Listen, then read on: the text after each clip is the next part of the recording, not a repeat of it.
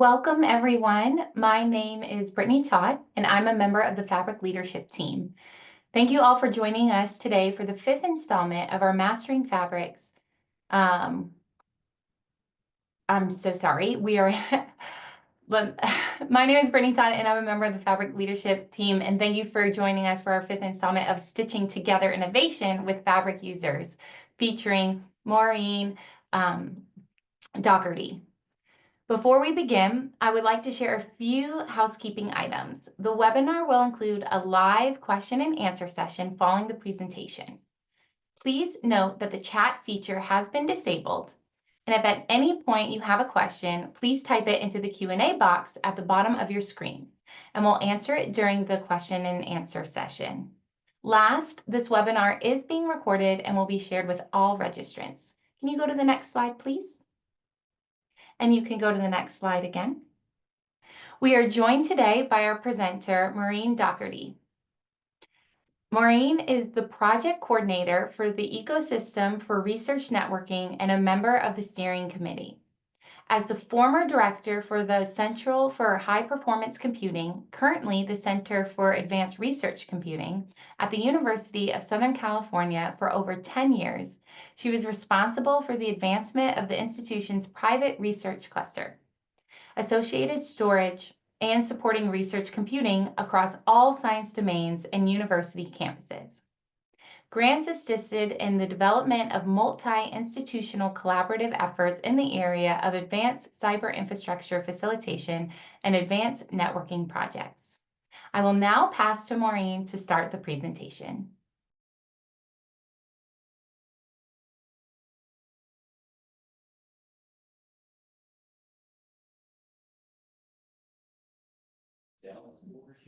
Okay, can you hear me now?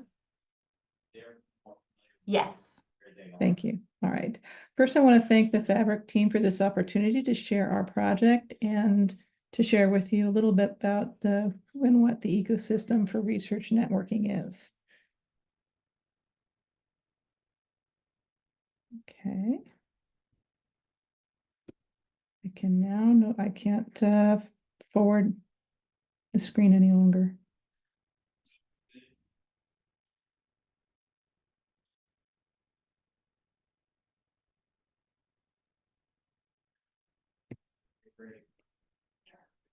There we go. Okay, so when people think networking, they usually think linking computers together. And really what the Ecosystem for Research Networking is we're in the area of linking people together. We're with people with common goals, supporting research and pedagogy. So we're in the first definition when we're talking about interacting with others to exchange information and develop professionally. So we want to share with our community, use cases, expertise, open discussions on collaboration and barriers, advanced technologies, and various things that help the institutions that we're with to advance their research and science. Okay. So our vision is to simplify multi-campus collaborations, to encourage collaborative science in the frontiers of research and innovation. And to do this, we've gone through partnerships with various academic institutions, as well as network providers, research facilities, and industry to present mechanisms for enabling this collaborative data and computational enabled science. And to do that, we have multiple working groups that focus on architecture and federation, two different science domains, CryoEM and materials discovery, policy, as well as broadening the reach. And broadening the reach working group focuses on the under-resourced and underprivileged institutions that don't normally have access to some of the resources that these groups are working with. So what we've done is we have developed, starting with the CryoEM group, a mechanism to address some of the barriers and challenges they have, targeting specifically sharing scientific instruments. And some of these barriers are like the infrastructure. So infrastructure can be very expensive. You already have an investment on a scientific instrument, and for some of these institutions, it's a substantial investment. So then having to build additional infrastructure to share these resources can be a bit much for them. And I'm thinking more of the non-R1 institutions. There's security questions. You want to create a secure environment from throughout the workflow so that there's no questions about issues, particularly with data. We want to protect the instruments and protect the data. And that then goes into policies and procedures. You have local institution policies, procedures. You want to make sure that there's no issue with the federated infrastructure introducing new rule sets that oversee or overrule these policies. And the local institutions want to make sure that they still have control of their resources. So there's this rather complex area, especially when you're sharing resources. And then this is also tied to some of the other elements we'll talk about, and especially with the data management. For authentication, authorization, and access or identity management, we want to make sure that that's consistent throughout the workflow. These are challenges, especially with guest accounts. Guest accounts can be very difficult to set up and timely and time consuming. Again, there's additional questions regarding guest accounts, provisioning, local versus federated, and then that federated identity needs to traverse throughout the workflow, particularly with the access of the data. Ease of use, if it's too complicated, I think we've all experienced where our researchers can find a way to around things if it's not convenient.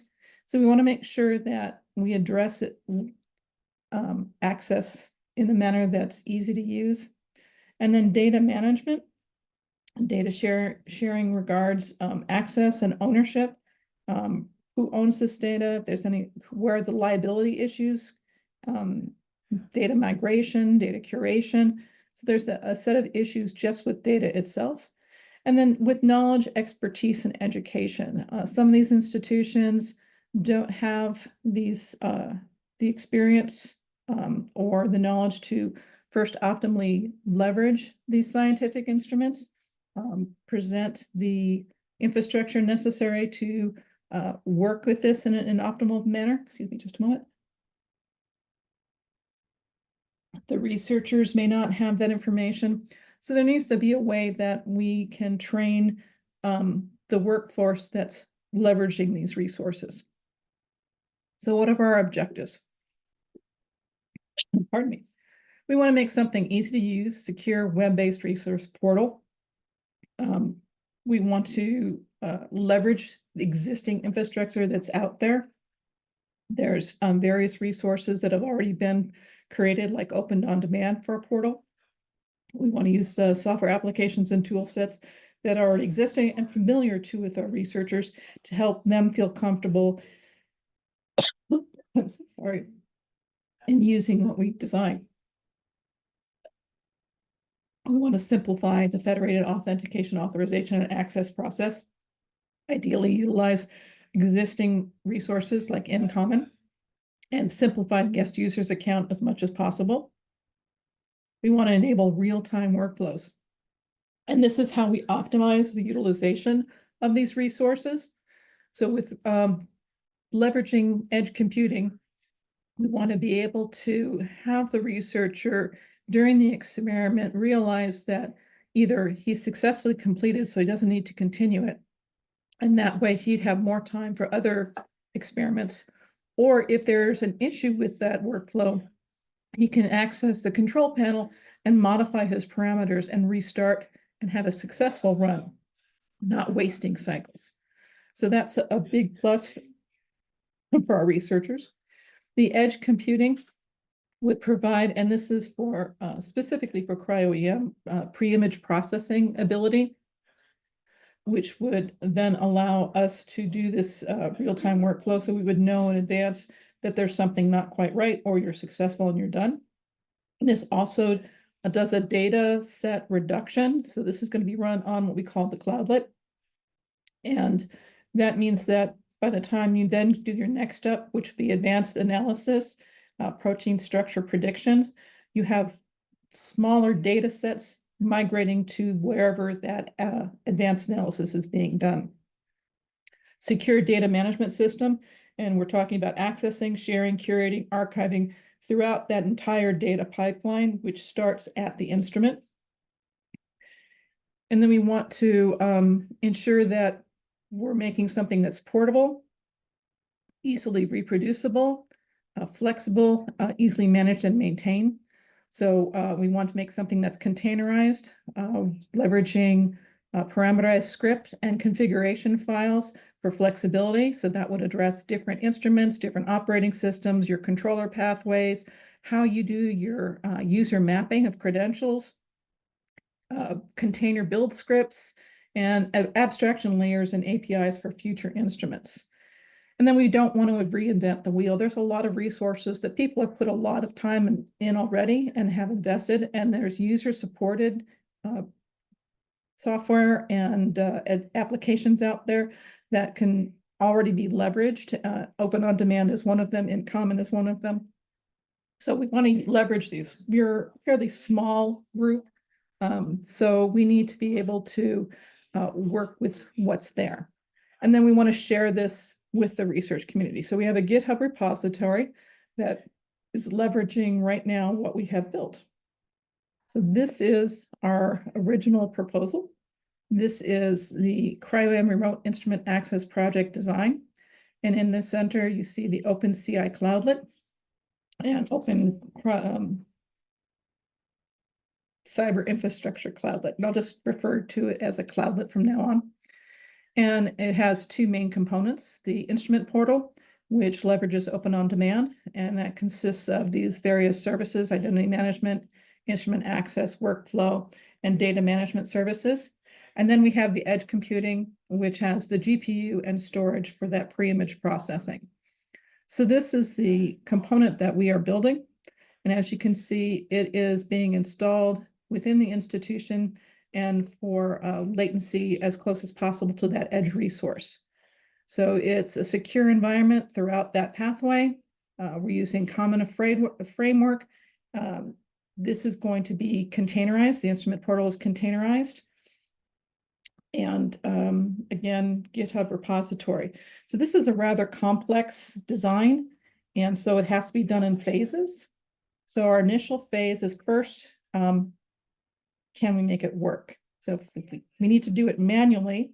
If we can't do it manually, then we certainly can't automate it. So with that in mind, we partnered with Dr. Jason Kalber of Rutgers CryoEM and Nanoimaging Facility Center. And he has a thermal Fisher transmission electron microscope. And we worked with Rutgers Office of Advanced Research Computing and their Office of Information Technology to set this up. This is step one. And this is building our foundation and the manual process. So what we've done is installed the instrument cloudlet and data center as close as possible to Dr. Kalber's lab, where he has the transmission electron microscope installed. As you can see, it has a access bridge system. This is where the researchers sit down and access the microscope normally, which front ends an instrument system, which is running the control panel. These are proprietary systems that are maintained and managed by Thermo Fisher. And then we have the K2 camera streaming the raw data during experiments to the camera system. And this is, again, a proprietary system, but it's cross-mounting read-only to Dr. Kalber's data hop server, which we then have now cross-mounted into the cloudlet. So the current connection is using no VNC port forwarding on the cloudlet to connect to the access bridge system, port forwarding to the instrument so we can access the control panel. And then we're using the scientific application CryoSpark as our data management and workflow management system. The edge computing is got the streaming data coming in from the raw data from the camera. And then it is doing the pre-image processing and the output writes to the Emerald cluster. This is Rutgers on-site cluster that they then do their advanced analysis. So to set this up, we had to make some updates to the infrastructure, interconnects and switches. We also had upgraded a 10 gig network connection into a 100 gig connection. We added private VLANs and routings, updated firewall access lists, isolating the VLANs, limiting IP address ranges and service ports. And that provided us with the basic pipeline for that workflow. So Dr. Kaler, I'm skipping over a lot of pain points, but eventually Dr. Kaler was able to log into his system using a VPN that he'd launched his remote system, accessed the cloudlet using the DNC port forwarding, the bridge system, and then the control panel where he had to log in, and then he configured the workflow parameters there. He then went back to the cloudlet and configured CryoSpark so that he would be able to monitor the raw data folder for launching jobs that would be run both on the edge computing and on the cluster. So this did work. He was able to do this. He was able to run real-time adjustments, and with the edge computing, the network IO is reduced by 1 to 2 orders of magnitude because of that reduction in data-intensive operations. And we did have a couple bottlenecks that were identified. Part of that was the mounting of the remote systems into the cloudlet because of restrictions that we were already aware of. And then also the data hop server adds an additional layer of latency. But this was successful, so we knew that we could automate. And that's what our step 2 was. And this introduces the instrument cloudlet and to an open on-demand container. And the idea was that we would have open on-demand using CI login for credentials, and then map those return to credentials against LDAP, local LDAP instance. And then using our parameter and configuration file, we would then be able to build a user environment container that would be launched that would have the proper navigational tab in Open On Demand that would allow the research to access the scientific instrument. And then again, updated the GitHub repositories. Now for the cloudlet, excuse me, in order for it to communicate with CI login, it needs a public interface, an IP address and host name. It has to be registered with DNS. We need secure socket layer certificates, SSLs. We had to update some security firewalls and VLANs again, and then test and tune our security. So this is all coordinated again with the Office of Advanced Research and the Office of Information Technology. Again, we had some cloudlet challenges, some OS configuration issues. We also had some expertise challenges. The group that we initially were working with did not have expertise in containers and Open On Demand. So we did 2 things. We reached out to one of our partnering institutions, Massachusetts Green High Performance Computing Center, and they were able to provide us with a developer who was proficient with Open On Demand, and we also then, and containers, and we also reached out to Open On Demand themselves and worked with them on vetting our design and working on the nuances of what we needed to do. So our consultant, this was Morgan Ludwig, didn't have initial access to the cloudlet. So instead, he did have a system that he could pretend to be a cloudlet. And he created a test bed with a VM where he containerized open on demand using CI login. But instead of the LDAP instance, he used global authentication. And this was a good test for our flexibility. So he used Globus for authentication. And because he didn't have access to the microscope, he created a Flask application that would mimic the calls that the microscope would be providing for the open on-demand container. So in his testbed environment, this worked great. Porting it over to the production cloudlet environment, we did run into some issues. As expected, never anything goes as planned. But this was a learning mechanism, and we did adjust things. And again, that was updated into our GitHub repository, and all that is in the README. So configuration and security things were added there. So this all worked. We were able to run workflows again through the cloudlet using the open on-demand container. And so then we went to phase 2. And this was extending our access. So we were going to use a FABRIC node for our testbed, since there were people were using the microscope and the cloudlet in production, and we didn't want to impact that. And then we also had access to Bridges 2s for advanced analysis. So FABRIC is an adaptable, programmable research infrastructure computer science application.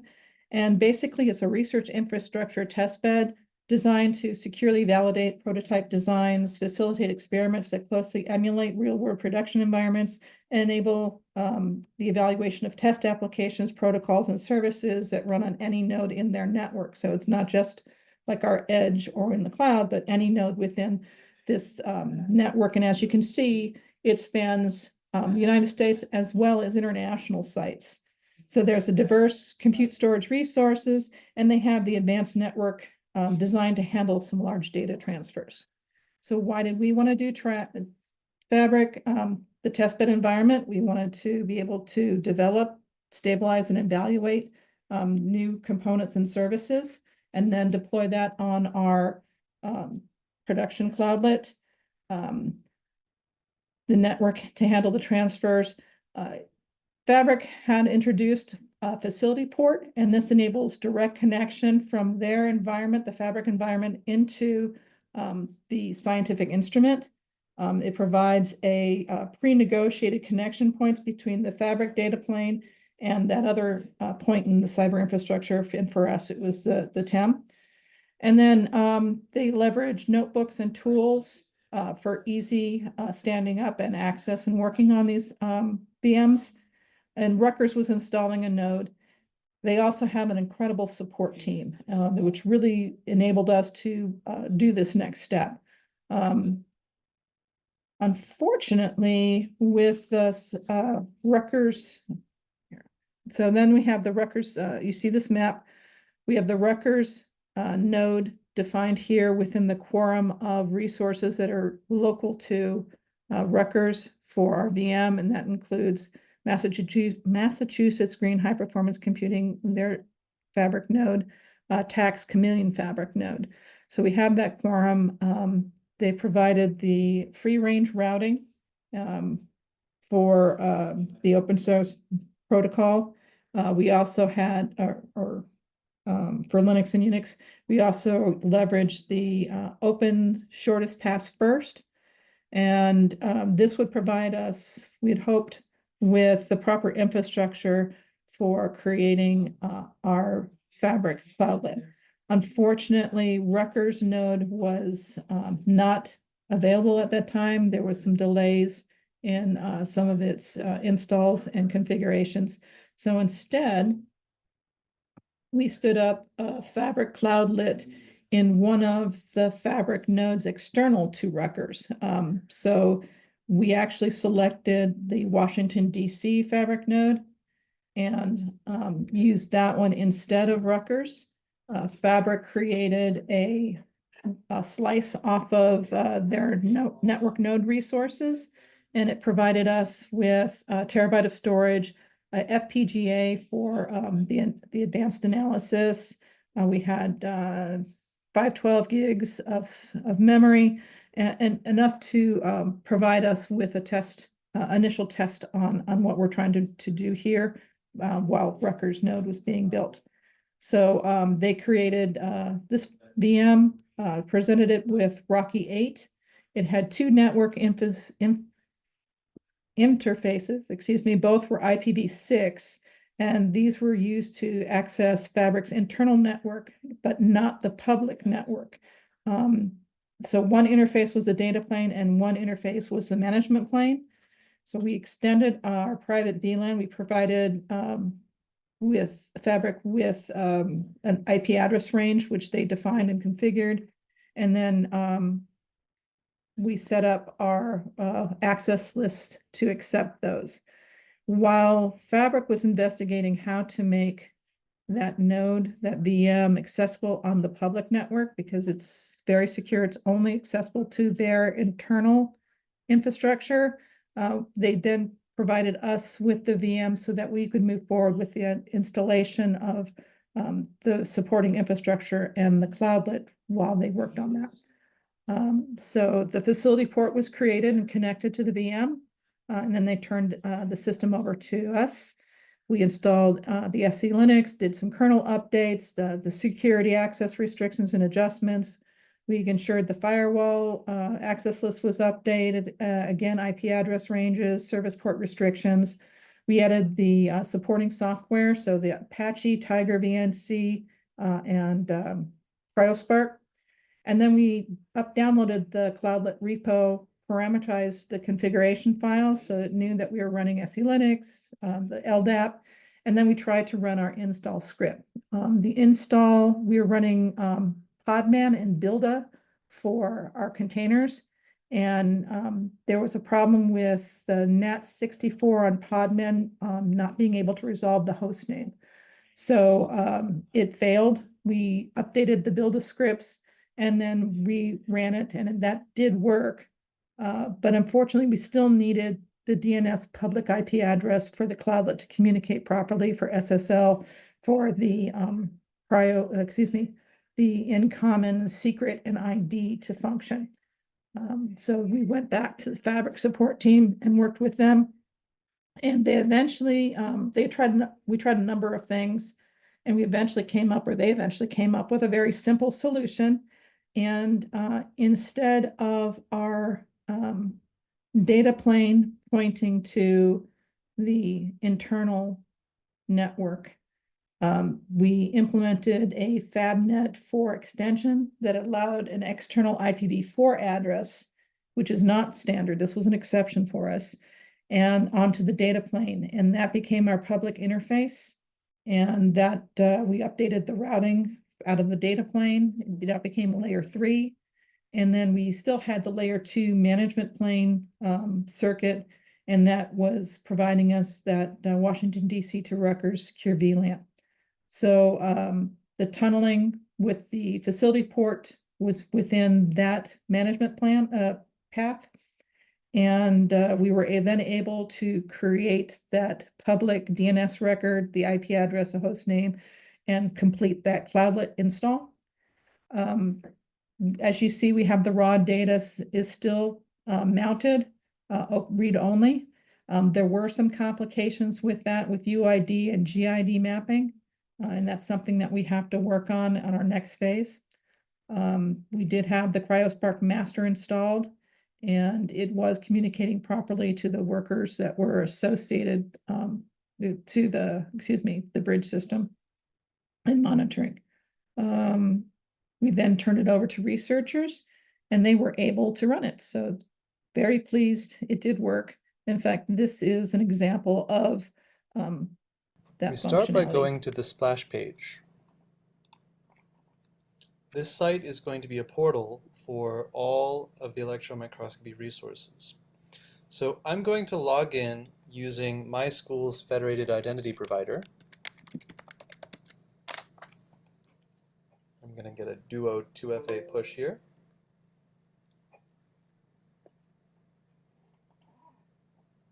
And now I'm This at the is our splash page of the instrument portal portal. right here. So I can access instruments or do analysis through these tools, and I will access it through this button at the bottom here. So now I'm connected to the electron microscope, and what I'd like to do with this electron microscope, I think I'm going to acquire some data.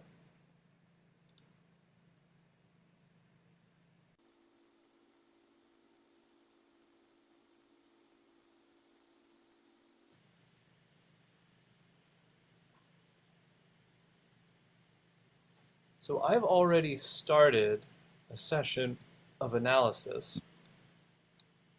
We're going to connect to that now. And I've taken a few pictures already. And I'll just show you an element of the configuration. First, we've divided up our compute so that pre-processing is done locally, but the cluster is being used for the main processing after data reduction.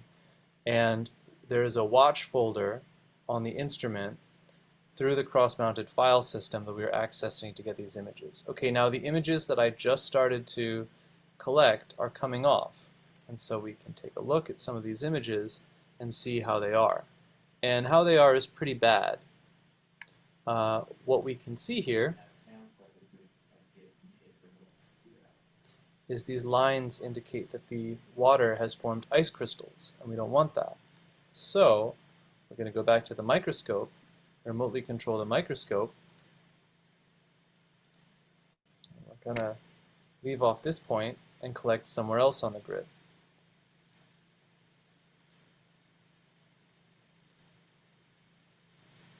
So image 75 we've just collected. Now we're going somewhere new, and image 76 is going to be at the next site.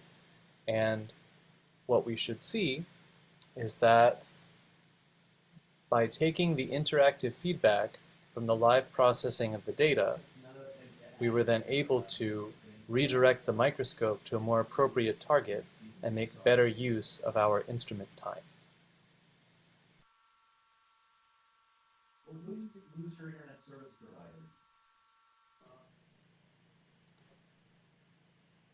So now that frames have been saved, the image will almost immediately appear in the analysis window. It's now in progress as the GPU acts on it. And the A1000 GPU has finished the frame alignment. And now we see that we have a much better image quality that is giving us the type of data that we want to have.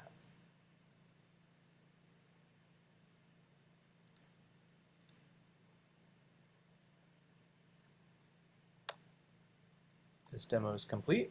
I will log out. So that was an example of the cloudlet.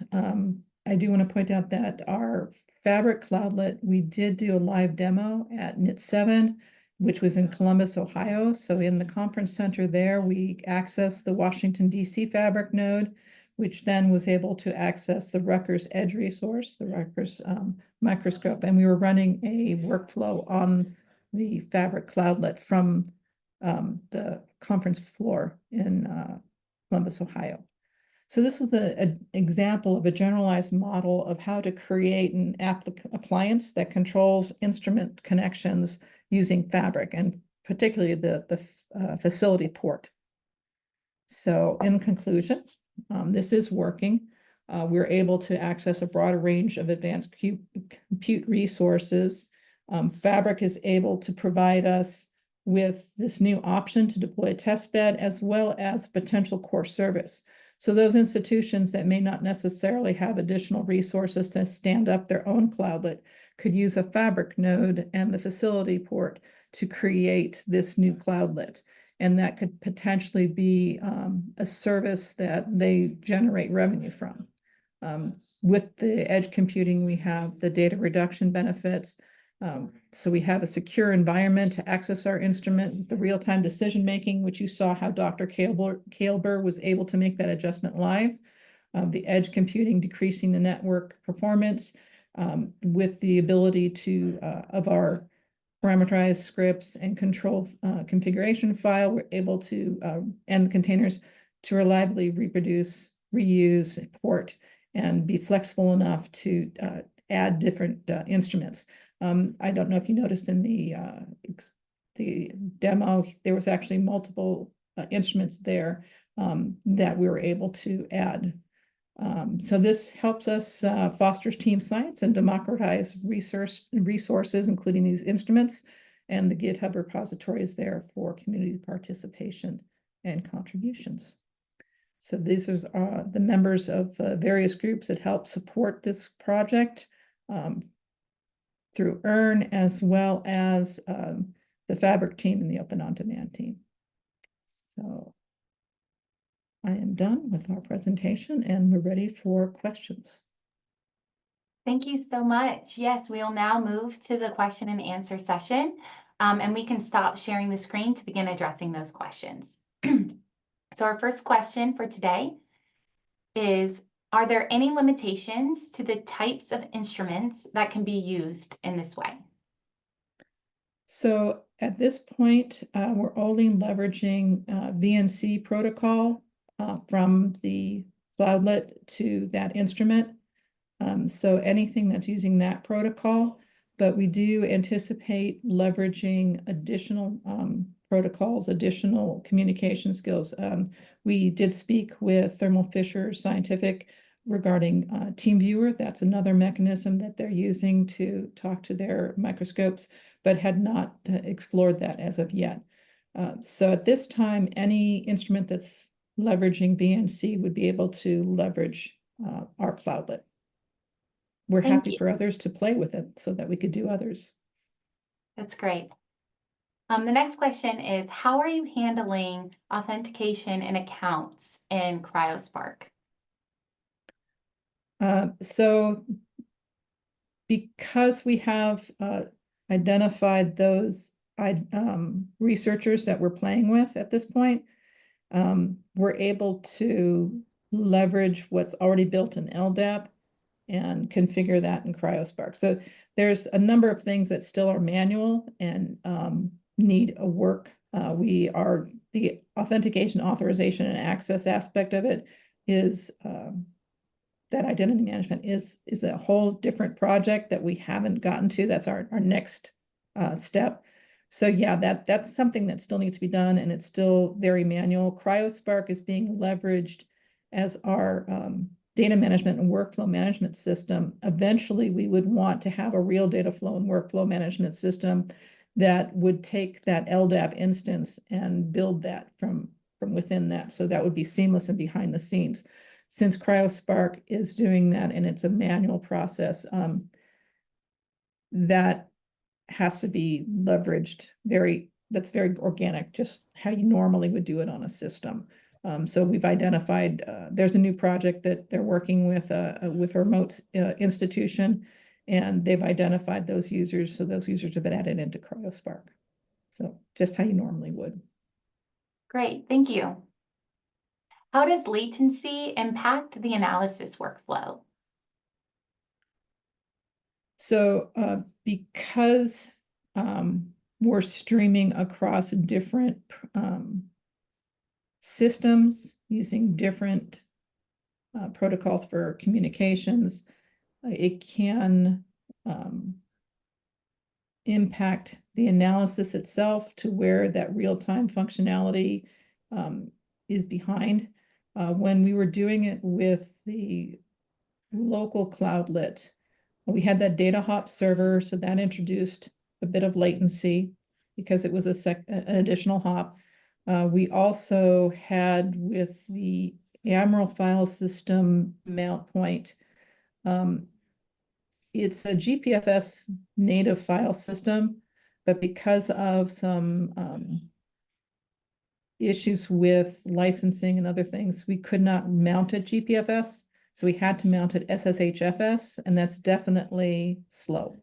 So those did impact us, but we were still able to run a workflow that allowed us to do the real-time analysis because of that edge computing. With the reduction in the data set and the data transfer necessary to go between the cloudlet and the cluster, that made it sufficient to allow us to do that real-time adjustment that you saw Dr. Calvo do. We didn't do a long-term job with the fabric node, but obviously latency would impact that real-time adjustment. It just depends on the analysis the type of analysis that's being done as well, whether or not it's too time consuming. If it's very time consuming, then obviously we buy us some latency cycles. Thank you. That's great. How would one add a new feature to the stack? So you saw that we had multiple instruments. So through that configuration file, there is a mechanism so that we can indeed add additional instruments. And in fact, the whole point is that we can add a number of instruments for a single institution. The idea is that an institution may have a number of resources available that they would want to share with the community. So it would be like a one-stop shop. You would land on their instrument portal and see what's available. This is a bigger picture concept, but the idea is that then you'd be able to work with that institution to be able to get access to those resources. Through the configuration file, we were able to add an additional. So the initial instrument took us about 1.5 years to install, trying to figure out all the pain points, getting the various things communicating properly. So once we had that done, we were actually doing a demo at supercomputing. And for some reason, they felt that it would be better not to run their very expensive microscope and probably use something a little less sensitive. So they had an ion burner. And so that's what we added. And then that took us just a couple days to install. So from 1.5 years to a couple days, that was pretty nice. So, and they have the information in the README. I'm not the technical person on how they did that. But if there's some questions on that, you can please go to our website and reach out to us, and we'd be more than happy to help you. Great, thank you. And I think our last question is, what support did you receive from Fabric? So Fabric was key in getting us both the public IP, the public interface, the public network interface communications, and the facility port. Without that facility port, we couldn't access the instrument. Fabric's facility port enables you to connect to an external resource within their Fabric network. So without that, we couldn't have done it, without them figuring out. And this was one of like the keep it simple, where we were trying all sorts of different things that were very complicated. And finally, it's like, well, we can just do this IPv4, and then we could have this. And it was like, well, that's simple. It's like that makes sense. And it worked out really well.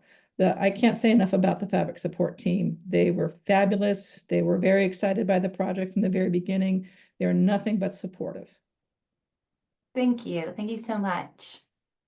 So that is our last question for today. I don't see any others in the Q&A box.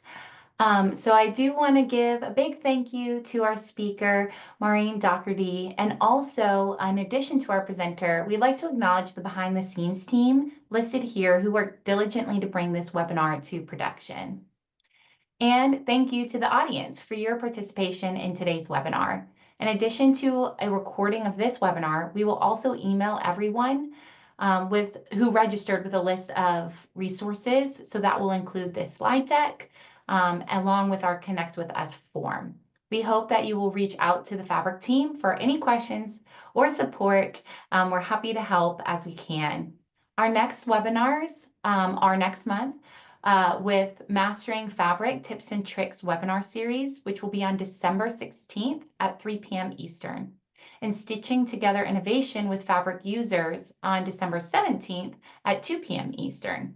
The Tips and Tricks webinar will be focused on existing users, and the Stitching Together Innovations webinar will be focused on new users.